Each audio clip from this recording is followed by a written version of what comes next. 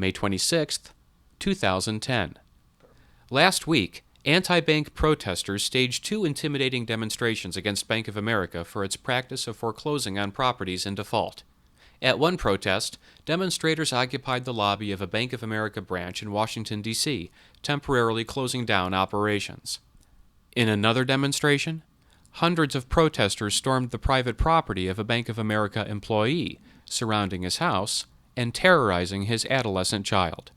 With very little mainstream news coverage of these events, we wanted to know if people were aware that these actions had taken place and whether or not they agreed with the use of these radical tactics. So we hit the streets of Chicago with our camera in tow to talk with people about this important story. The first thing we wanted to know was whether people had even heard of the protests. No, was not aware of any of them. Have you heard anything at all about these? No. I heard about them. I didn't. No, I haven't. No, I didn't. Like I said, I only heard about the protest just a little bit. Fair enough. It's reasonable to suppose that most Chicagoans would not be immediately familiar with protests staged 1,000 miles to the east. The more important question, it would seem, is whether or not people approve of these kinds of tactics.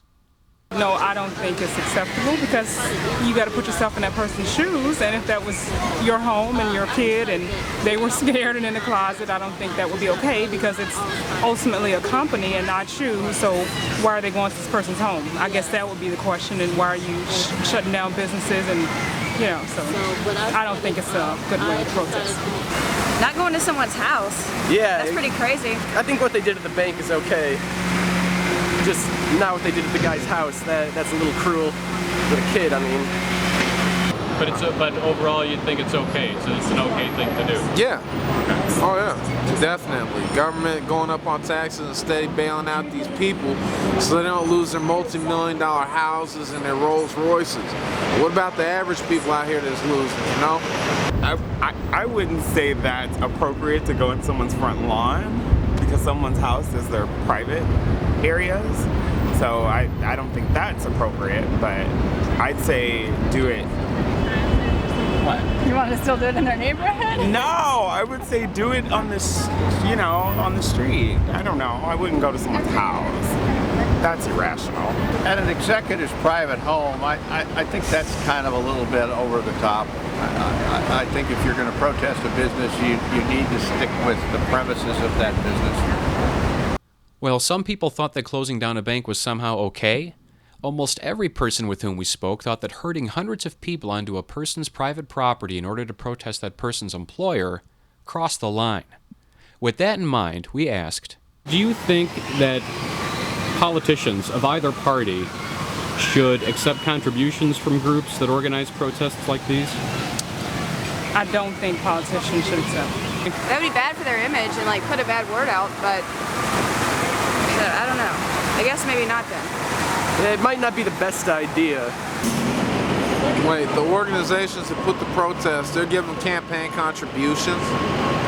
Well, in some cases, yeah. I guess, you, for example, I think gave... No, because that don't make any sense. Someone taking money from a certain organization to benefit their campaign doesn't affect them. It's how that organization's acting, not the person who's campaigning. So you have to do what you have to do to win at the same time. I mean, is that logic, what I just said?